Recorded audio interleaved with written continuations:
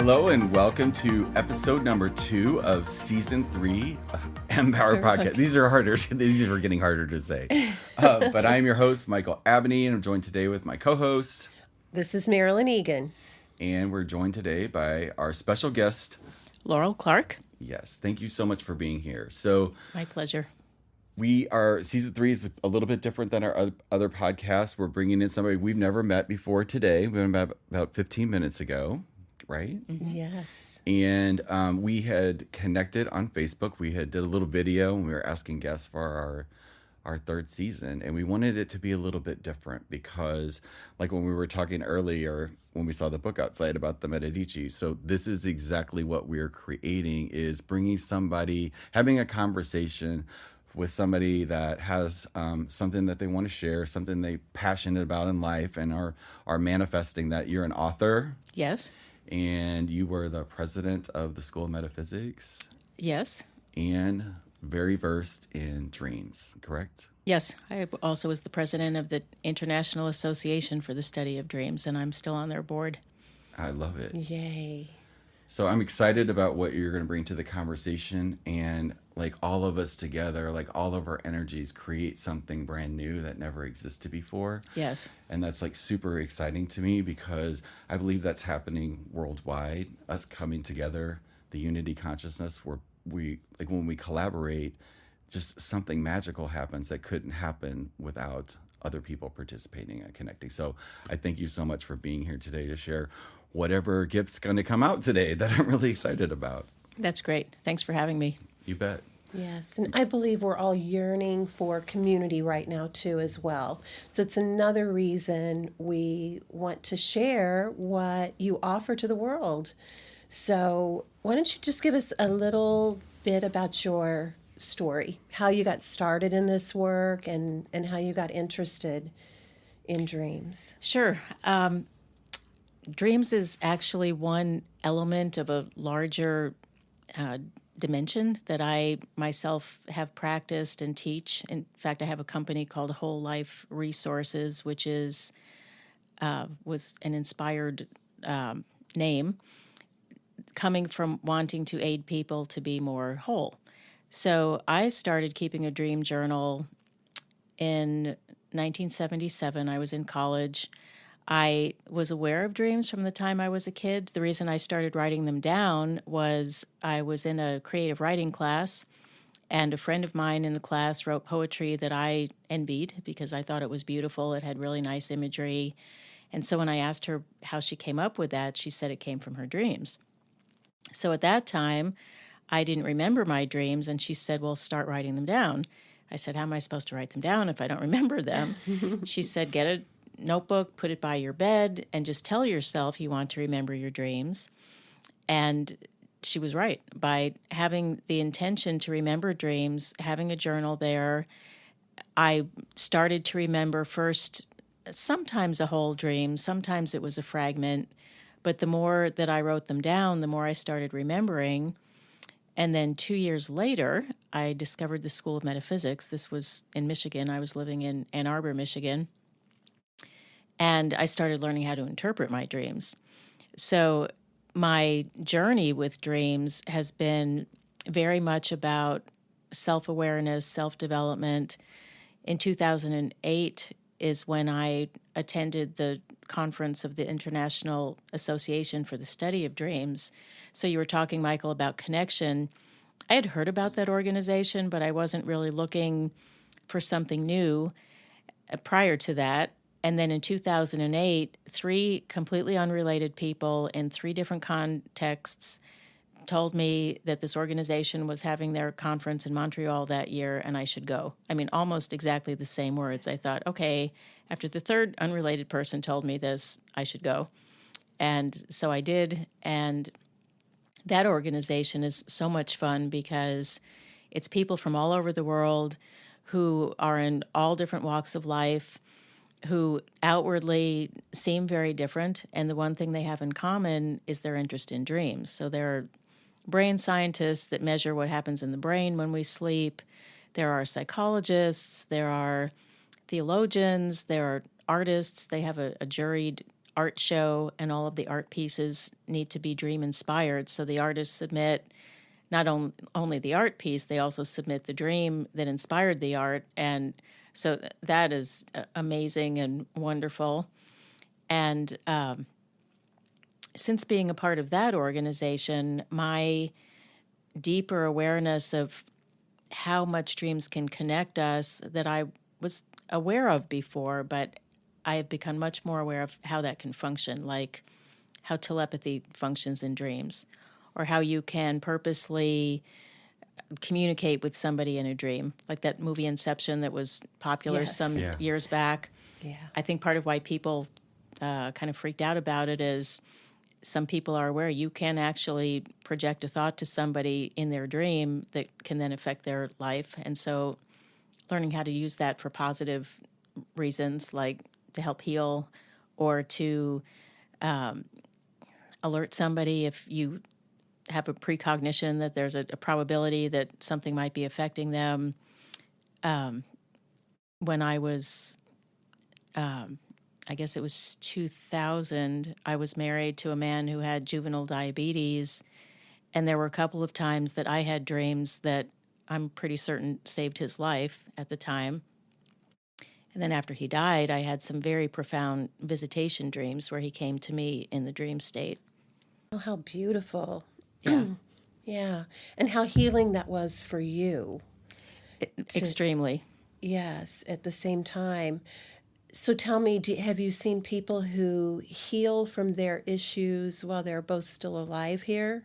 Because I have people who ask me all the time, how can I can't say these things I want to say to this person. And just when you were talking about that, I'm like, how fabulous if you can just ask in your dream to send this message of how much I really love this person and I care about them and I don't want to fight anymore. Have you seen situations like that heal? I have, when at least one person has the courage to talk about it in their waking life. Okay, perfect. Yeah, that makes sense. So part of, I think, one of my desires is for people to recognize that the experiences that we have that are beyond the physical body are real. And I know some people recognize that, probably their listeners who completely believe that and practice it. And then there are other people who doubt, maybe they've had experiences, but they're not sure if it was real, or they talked about it and somebody talked them out of it.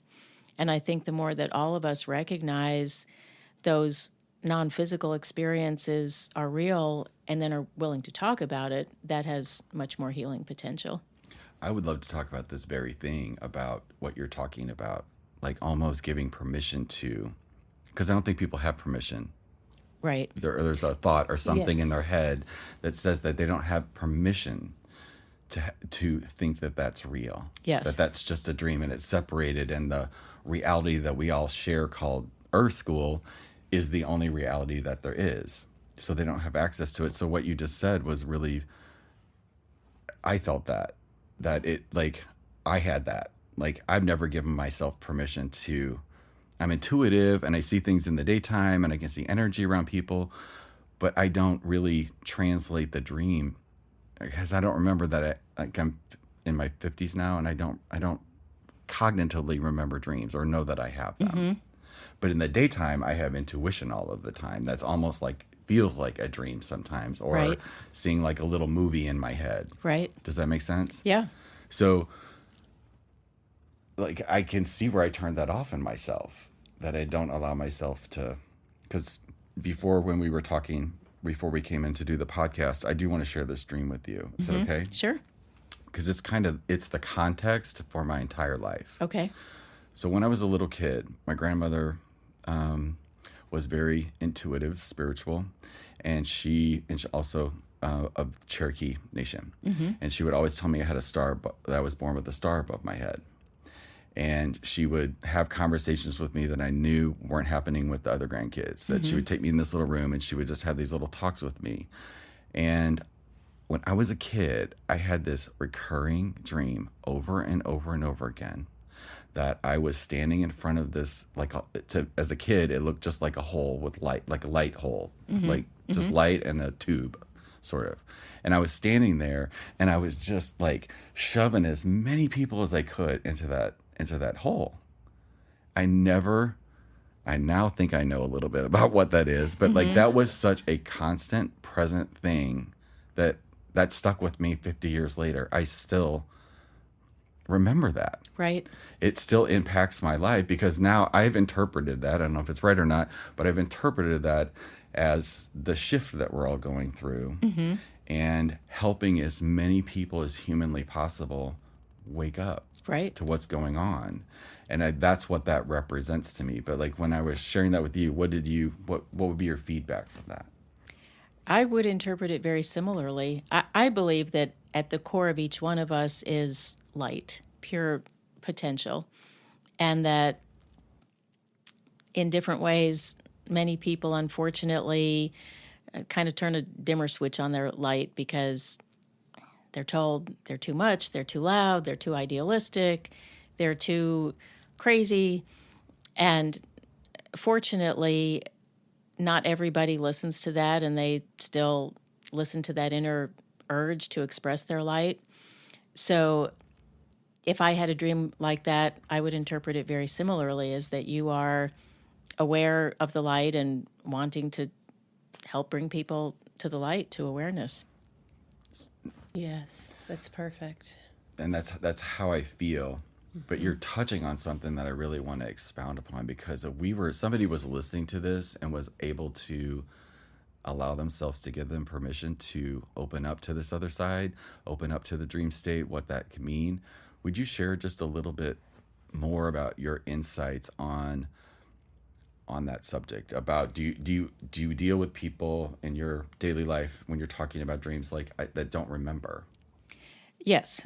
A lot of people don't remember, and there are a lot of reasons for that. Some of it, I think, is people get busy, and if they don't think that there's a purpose for dreaming, why would they spend time doing it? I think that there are people who have had a nightmare that frightened them, and so they purposely slam the door on that because they're afraid of what they're going to remember.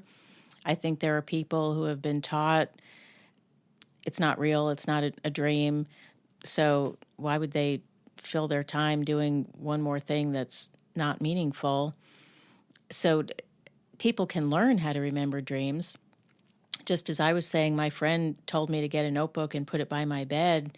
That really is the best way to begin to remember dreams, as well as using some discipline to refrain from things that can interfere with sleep, like spending at least an hour, preferably more, not on the computer, not on the cell phone, have the room be dark, not have a bunch of electronic devices in the sleeping place. Because the more deeply we sleep, then the easier it is to remember dreams. I think in terms of helping people to have permission, I really like stories. And there are so many amazing stories about dreams that have changed people's lives. There's a man who I met through the International Association for the Study of Dreams. His name is Dr. Larry Burke, and he is a radiologist, a holistic radiologist.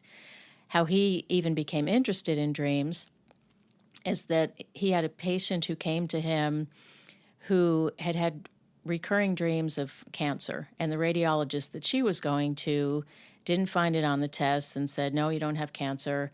But she kept having these dreams, and even though he wasn't knowledgeable about dreams or didn't really pay attention to them, he listened to her and believed that what she was saying was true in her experience. So he did some different tests, and his tests showed the cancer that she had been dreaming about. So she was able to get early treatment and to recover from that, where if she had waited for the more traditional tests, the cancer would have had to have gotten bigger and either impossible or certainly more difficult to be treated if she had waited. So that launched Dr. Larry Burke on a research project to research women who had had breast cancer, to see if any of them had had dreams that predicted it or gave some signs of it. And this is interesting. He did a TED Talk on it because he got some remarkable results. And the people at TED took it down off of the internet because they said it wasn't scientifically based. It was too anecdotal. So that's part of the challenge that I've found in terms of helping people who are skeptical to believe that dreams are real. When we're looking at research, I don't think that you can do physical research to prove something that's an inner experience. You can get people's experiences. For myself, it's my own inner experience that's the proof for me. But to prove to someone else that this experience meant this or this experience was that, it's a lot more challenging.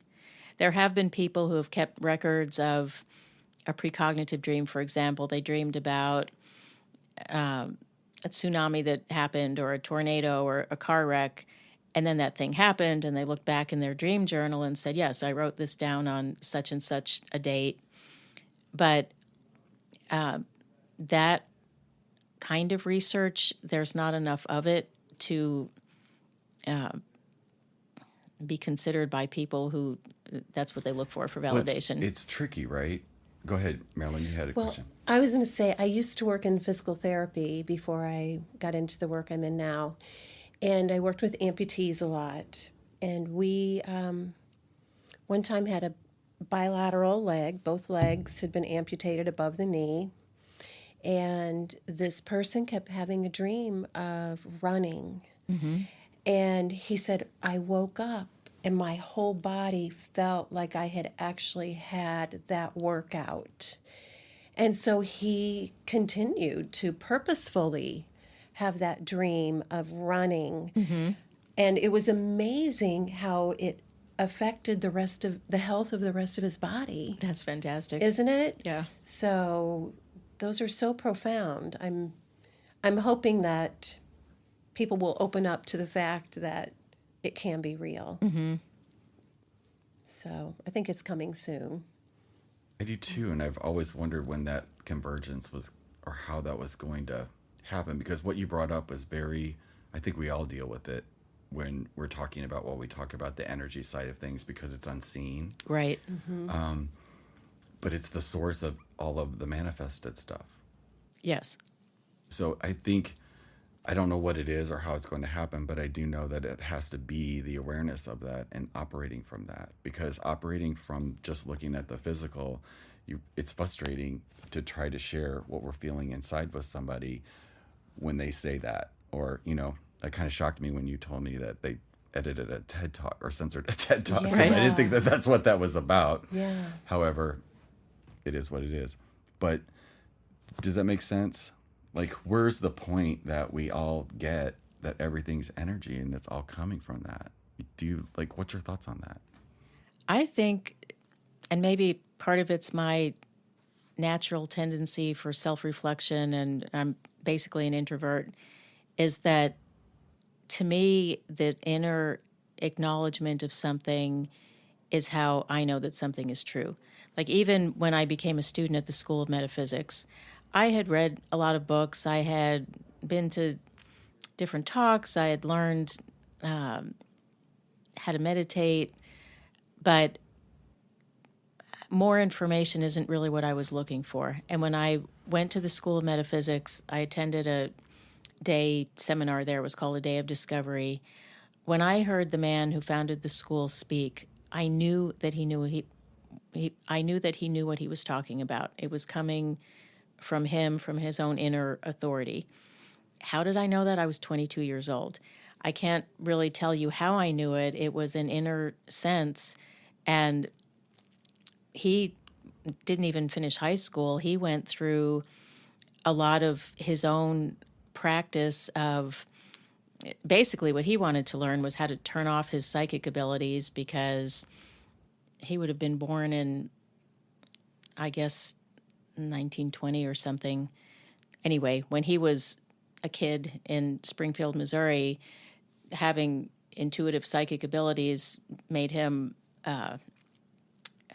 people either thought he was crazy or they thought that he was doing the devil's work or something like that.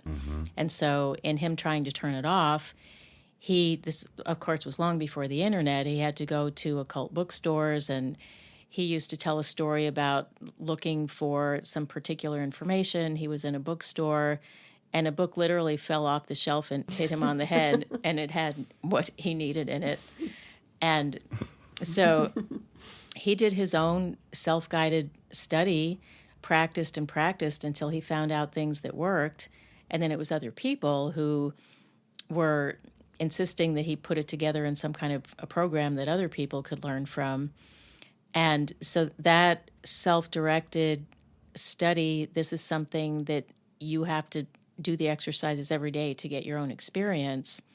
It was that degree of inner authority that resonated with me, and that's why I began my own studies. So, what attracted you to go that day, or what drew you to that? And just a brief, like, is the School of Metaphysics, is that the one in Central Missouri?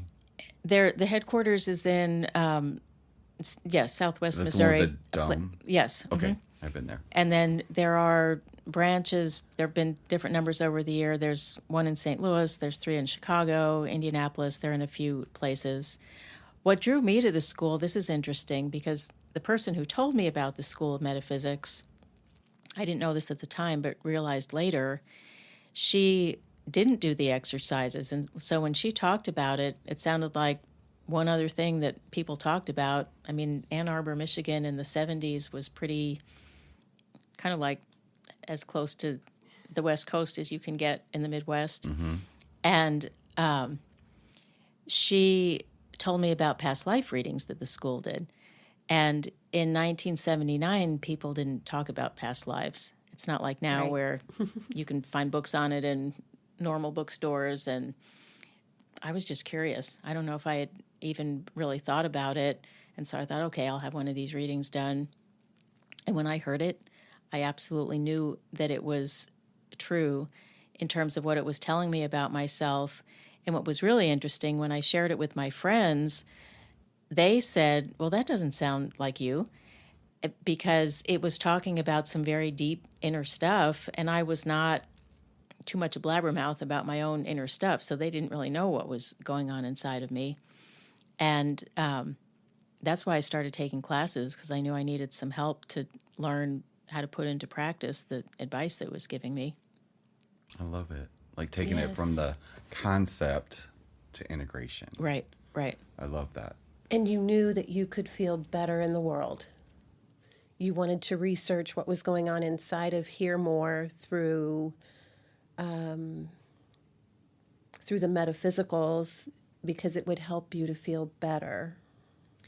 Yes. For me, at that point in my life, I loved the liberal arts education that I got. I took a lot of different classes.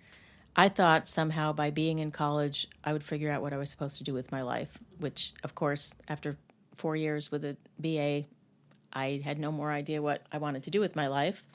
So I was looking for how to express myself in a way that would make a difference in the world, not in a big outer way. I just had a very deep sense that there was some kind of calling or something important I was supposed to do with my life. And that was actually the significance of the past life reading. It said that I was not being responsible, which is why my friends thought that didn't make sense. I had a job. I didn't have any debts. I mean, physically, I was responsible. And I knew what it meant was I was not being responsible for doing the work I needed to do in the world. So for me, that's what the education helped me to do, was to learn how to trust my intuition, to listen to my inner voice, to use dreams as a kind of schooling to say, okay, this is the lesson that you have here, and to learn how to concentrate so that I could hold my mind steady instead of having it bounce all over the place with all of the ideas that I had, to deepen my meditation practice. So all of that, yes, was to make me feel better and to help me really discover more deeply who am I and why am I here and how can I move through the world. And be authentic. in the world. Perfect. I love that. And at what point in your life did you find that after you started that process? Or are you still looking? It's a gradual process. I would say that I'm always discovering it. Last December, I retired from the School of Metaphysics and am now pursuing this. Actually, has been a gradual transition to have all of that be the foundation that I teach from, and to add to it dimensions of other things that I've learned. So we're doing this podcast here at the Medici Media Space, and one of the things I love about this place is that there are so many different kinds of people. Some are creative, artistic, holistic healers. Then there are people who are wealth advisors, financial planners, marketing, doing things that I haven't really done much of. And so part of what I'm discovering being a member here is how to communicate things that to me seem so obvious, and finding out that's not really obvious to other people. That not everybody spends their life asking the question, who am I? I thought everybody asked themselves that question and really, made a practice of trying to answer it. So I guess the answer to your question, Michael, is I can't say it was any one event. There have been definite aha moments. It's always a learning and discovery process, I think. Do you think that this is so this is on an individual, and I love what you said about the inner authority, like that really that key phrase really resonated with me, because I use my intuition all of the time, and I've meditation, everything that you're talking about has strengthened me as a person to stay connected to that. At the same time, I'm physical. When I first connected, I was really etherical. Like I was Mr. Woo Woo. Like I was all out there, but I couldn't, my life didn't feel right. I loved being, the high of all of that, the connection part, but I'm still physical. Right. And my health took a downturn when I was in that higher vibration. So when I came back into my body about 4 or 5 years ago, and I started to get the importance of how integrating all of it together makes a huge difference in our lives. In fact, like our last podcast, the whole thing was just our energy systems. We just work with the body up and down. And in doing that actually changed my life, because I learned things from Marilyn that I didn't even know about the energy systems body, because I'm connected to me, you're connected to you. But my question is, do you believe or feel that is sort of coming together on the collective level? I think overall, I would say that it is. I don't know that it's happening everywhere and with everyone. I think that I'm not at all against electronic devices. I have a computer, I have a cell phone. I do think that it makes it more challenging for especially younger people who've grown up with all of those electronic devices. I think it makes it harder for them to have that kind of integration, because, even if you think about virtual reality, what that means, what's real? Is this person a friend that I've actually met in the flesh, who I've hugged? Is it somebody who's on Facebook that I've communicated with? It doesn't mean, I met both of you on Facebook. Yeah. And when we met today in person for the first time, it felt like I know you. And so I think that it doesn't have to complicate things, but I think it probably does make it more challenging for that integration to happen. Yeah. And what I see is that the technology is important, and it does help. However, putting it back in the dream place, I really, really encourage people to keep their cell phones away from them at night when they're sleeping, all technology away, which is really hard for kids. I remember talking to my kids when they were in college. I'm like, please don't sleep with your computer and your cell phone. Right. Get them off the bed at least 3-4 feet away from your head. It's the very minimum. So do you see that making a difference in kids now, in realizing they have dreams and feeling their dreams and remembering? I don't work so much with kids, although I know people who do. And I definitely think it has an influence. There's, through the IASD, the Dream Organization, there's a 2-week online conference that's called Cyber Dreaming, the pun being PSIBER dreaming. So it's online. It's the pun is that PSI, meaning psi, has to do with the intuition. And it's 2 weeks long. It's not videos, it's all papers. So people read papers. The presenters are there for a discussion thread. People attend from all over the world. And I've been attending this conference also since 2008.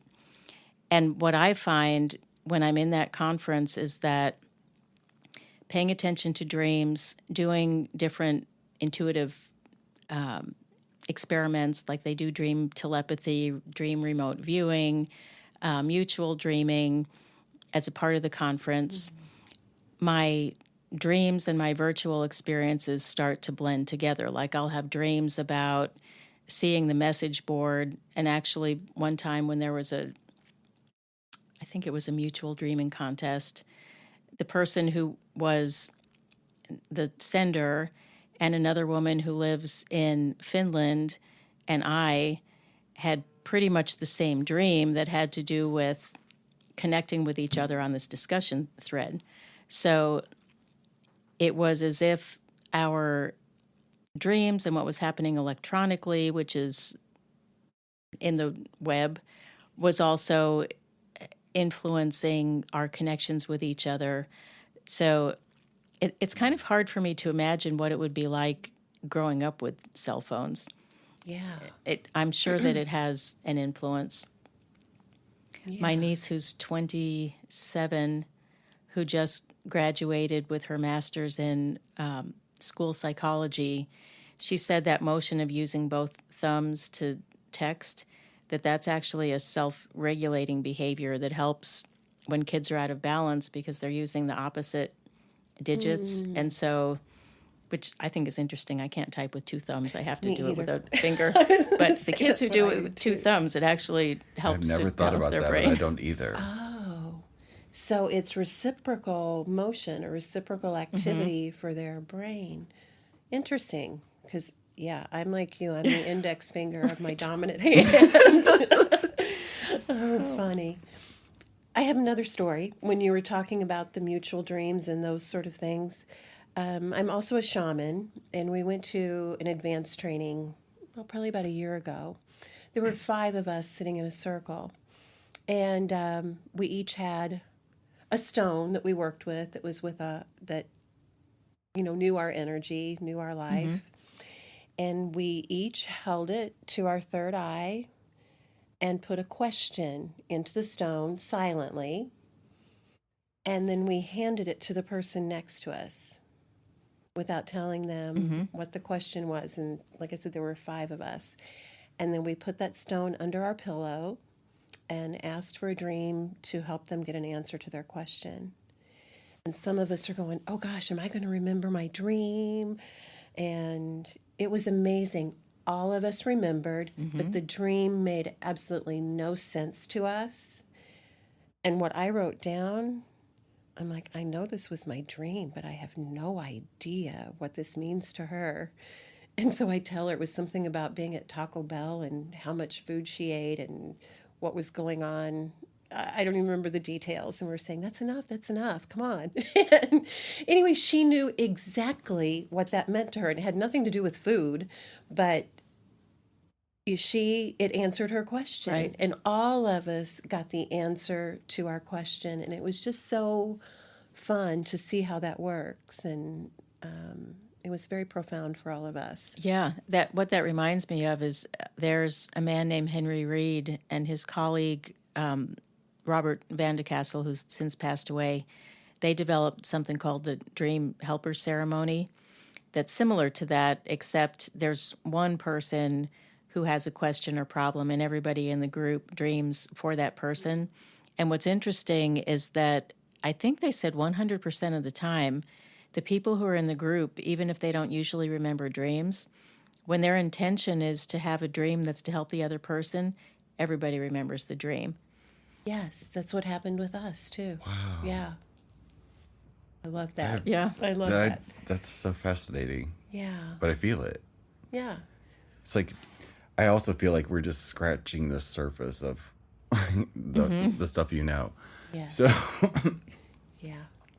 but I just getting ready to kind of wrap up for this particular podcast, because I could go on all day. But like, from your perspective in today's world, how can you, or what would you say to somebody? We got the writing down of the dreams, and when you said that, my head went, "Oh, just record that on your phone because it's sitting next to you." So I will take that out, I promise. But most people have their alarms on their phones. So leave it across the room, right? Or get a different kind of alarm. You get a good Yes. different kind of alarm. And actually, if somebody can awaken without an alarm, it is much easier to remember a dream. So what I do is, at the same time I put my dream notebook by my bed, sometimes I set an alarm if I know that I have to get up at a certain time. However, I tell myself that I want to wake up and be completely refreshed and alert 15 minutes before I actually have to get up.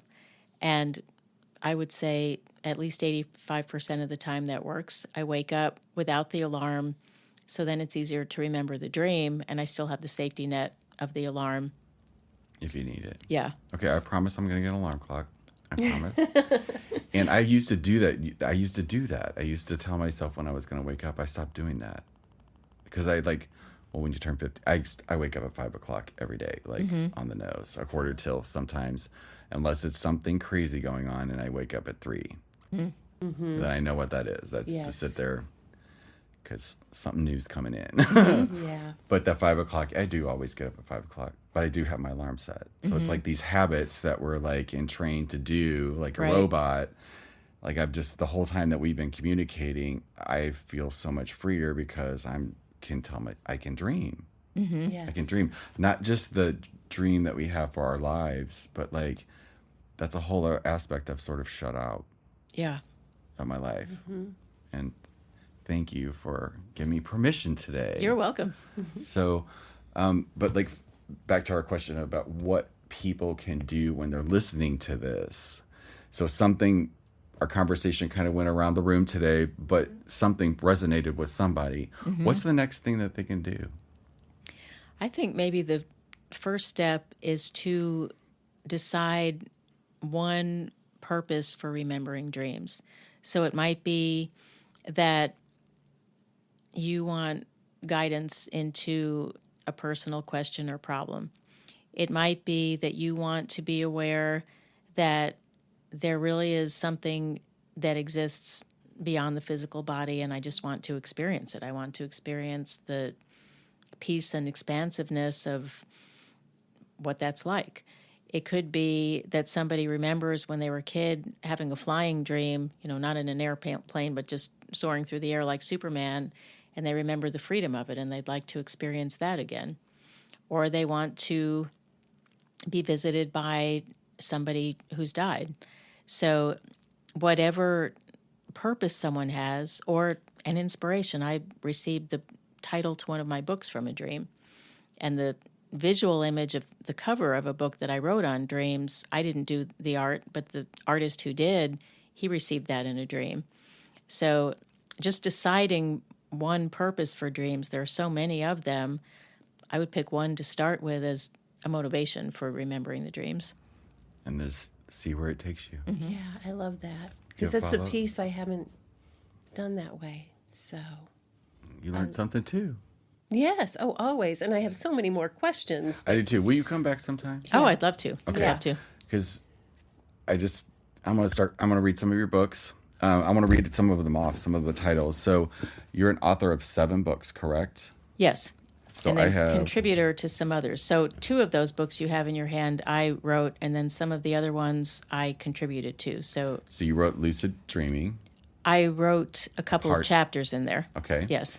And then Law of Attraction, The Other Secrets of Visualization. Yes, I wrote that one. And then Dreams That Change Our Lives. That I wrote I'm called a chapter author. I wove together dreams that people had about visitations and includes some of my writing too. And one in the Chicken Soup for the Soul series called Dreams and the Unexplainable. I have a story in there, yes. Yes. And Intuitive Dreaming, that's Yes. a book that I wrote. yes. Yes. So I feel really That's called the to one I'm this getting Yeah. now. So I really, really super appreciate you being here, taking the time out to have a conversation with us that makes a difference. Our whole podcast is about showing people every conceivable way that we can to live life more consciously. And I think we've done that today. Yeah, thank you. I've really Yes. enjoyed it. We appreciate it. Thank you so much for being here. Yeah, Thanks for doing this. our pleasure. Well, we'll see you guys on the next one. Thank you so much. Thank you. Bye. Bye-bye. Bye.